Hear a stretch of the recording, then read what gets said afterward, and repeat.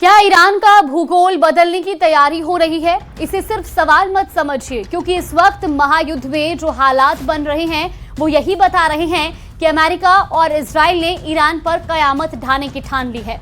ऐसा इसलिए क्योंकि इतिहास में पहली बार ऐसा हो रहा है जब युद्ध के मैदान में अमेरिकी बॉम्बर की खतरनाक त्रिमूर्ति उतार दी गई है।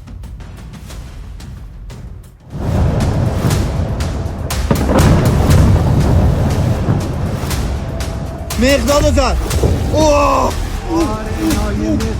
my God. Oh Jesus. Trump ने बनाया ईरान की बर्बादी का प्लान।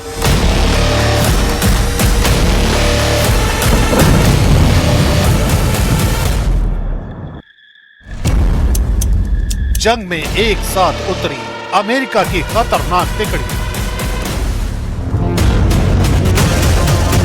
आसमान से लिखी जाएगी ईरान में तबाही की पटकथा। आसमान में गरजते इंजन और दुनिया की सबसे ताकतवर वायु शक्ति का प्रदर्शन।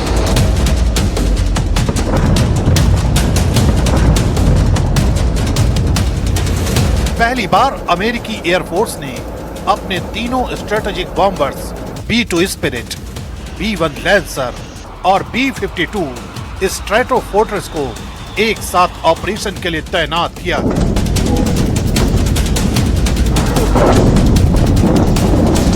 इतिहास में यह कदम पहली बार 17 अगस्त 2016 को तब देखा गया था जब इन तीनों बॉम्बर्स ने एंडरसन एयरफोर्स बेस गुआम से उड़ान भरी और एक साथ फॉर्मेशन फ्लाईओवर किया।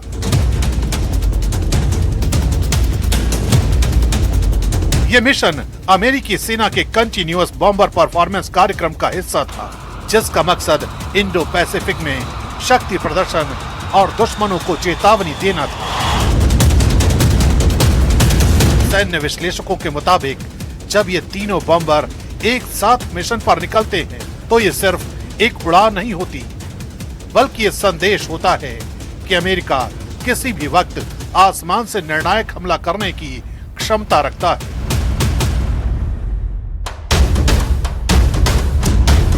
अमेरिका की इस खतरनाक त्रिमूर्ति का हर बॉम्बर अलग अलग ताकत रखता है। सबसे रहस्यमयी है B-2 स्पिरिट, दुनिया का सबसे एडवांस स्टेल्थ बॉम्बर। इसकी खासियत है कि ये दुश्मन के रडार से लगभग गायब हो सकता है और परमाणु या प्रेसिजन बम गिराने में सक्षम है। दूसरा है B-1 लैंसर, सुपरसोनिक स्पीड वाला बॉम्बर जो कम ऊंचाई पर तेजी से घुसकर भारी मात्रा में कन्वेंशनल हथियार गिराने के लिए जाना जाता है। और तीसरा है B-52 स्ट्रैटोफोर्ट्रेस, 1950 के दशक से सेवा में मौजूद लंबी दूरी का दिग्गज बॉम्बर जो 30 टन से ज्यादा हथियार लेकर हजारों किलोमीटर दूर तक हमला कर सकता है। तीनों मिलकर अमेरिका की हवाई युद्ध क्षमता को लगभग अजेय बना देते हैं। अब सवाल यही है कि क्या ये खतरनाक त्रिमूर्ति ईरान के खिलाफ बड़े ऑपरेशन की भूमिका बन रही है, क्योंकि जब B-2 स्पिरिट, B-1 लैंसर और B-52 स्ट्रैटोफोर्ट्रेस जैसे स्ट्रेटेजिक बॉम्बर एक साथ सक्रिय होते हैं तो उसका मकसद सिर्फ गश्त नहीं होता, बल्कि गहरे और निर्णायक हमले की तैयारी भी हो सकता है। माना जा रहा है कि स्टेल्थ B-2 दुश्मन के एयर डिफेंस और बंकरों को निशाना बना सकते हैं, B-1 भारी कन्वेंशनल बमबारी कर सकता है और B-52 लंबी दूरी से क्रूज मिसाइलों की बारिश कर सकता है।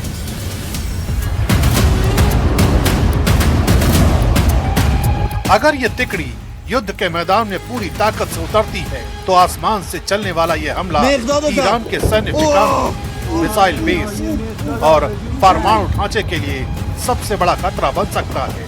यानी जंग का अगला और सबसे खतरनाक अध्याय आसमान से लिखा जा सकता है। वहीं वेस्ट एशिया में उठे युद्ध के बवंडर का सबसे बड़ा खामियाजा हमेशा की तरह आम लोग ही भुगत रहे हैं। मिसाइलें और एयर स्ट्राइक सिर्फ सैन्य ठिकानों तक सीमित नहीं रह गई, बल्कि अस्पताल, पानी और बिजली जैसी बुनियादी जरूरतें भी निशाने पर आ रही हैं। रिपोर्ट्स के मुताबिक हमलों में सैकड़ों नहीं बल्कि हजारों से ज्यादा लोगों की जान जा चुकी है और कई शहरों में जीवन पूरी तरह से ठप पड़ गया है। एक रिपोर्ट देखिए।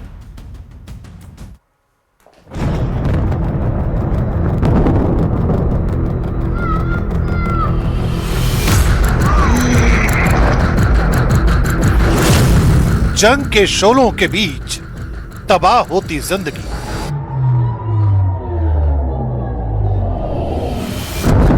ईरान के कई शहरों में बिजली पानी का संकट,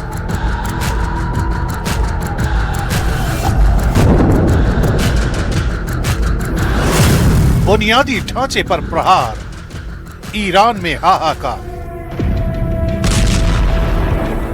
अमेरिका और इजराइल ने जिस युद्ध की आग को भड़काया है, उसने एक बार फिर साबित कर दिया कि युद्ध का असली बोझ आम लोगों पर ही पड़ता है।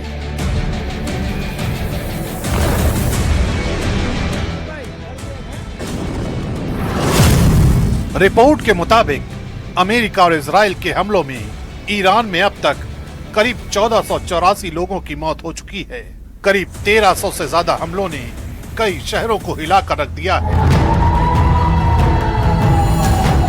इन हमलों के बीच सबसे ज्यादा असर उन लोगों पर पड़ा है जिनका युद्ध से कोई लेना देना नहीं। घर उजड़ रहे हैं, परिवार बिखर रहे हैं और हजारों लोग हर दिन इस डर के साथ जी रहे हैं कि अगला धमाका कहीं उनके इलाके में ना हो। इस जंग का एक और चिंताजनक पहलू ये है कि बुनियादी ढांचे भी सुरक्षित नहीं रह गए हैं।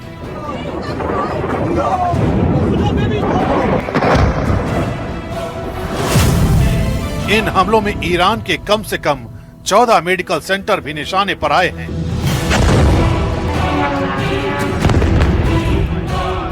अस्पतालों और स्वास्थ्य सुविधाओं पर हमले का मतलब है कि घायल और बीमार लोगों के इलाज की राह और मुश्किल हो जाती है। युद्ध के दौरान मेडिकल सिस्टम पहले ही दबाव में होता है और ऐसे में अस्पतालों का नुकसान हजारों जिंदगियों को खतरे में डाल देता है।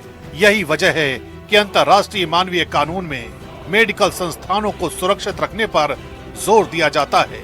युद्ध का असर सिर्फ जान माल तक सीमित नहीं है, बल्कि रोजमर्रा की जिंदगी भी बुरी तरह प्रभावित हो रही है।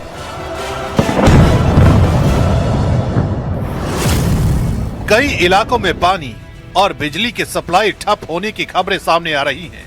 ईरान के विदेश मंत्री सैयद अब्बास अरागची ने इसी कड़ी में अमेरिका पर बड़ा आरोप लगाया है। उन्होंने दावा किया है कि अमेरिका ने केशम द्वीप के